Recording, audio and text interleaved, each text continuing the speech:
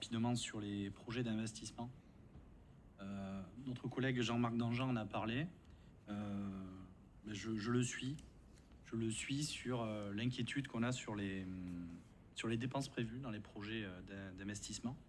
Vous avez parlé d'un report.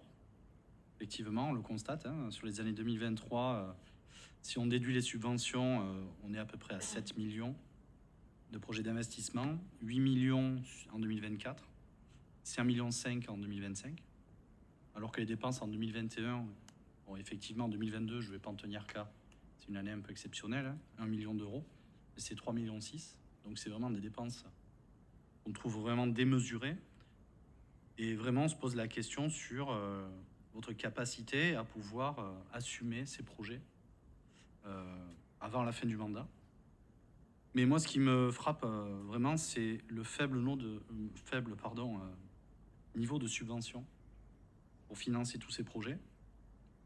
Je ne prends pas tous les exemples, mais quand je vois qu'il y a un pourcentage de 3% pour le subventionnement du maraîchage, je trouve ça vraiment très faible.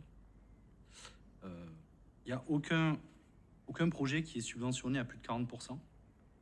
Je suis étonné parce que généralement, on sait que votre taux incompressible, c'est 20%, mais le taux incompressible des communes est de 20%, et je trouve vraiment que les taux sont vraiment très faibles.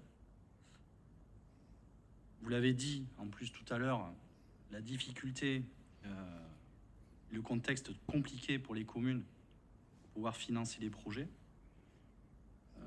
une hausse des prix, l'impact sur les finances locales, alors qu'il y a aussi des projets nationaux qui émergent, le Fonds vert par exemple.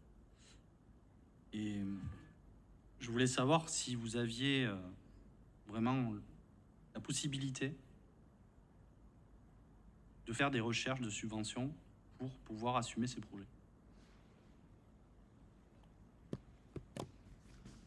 Monsieur Danjean.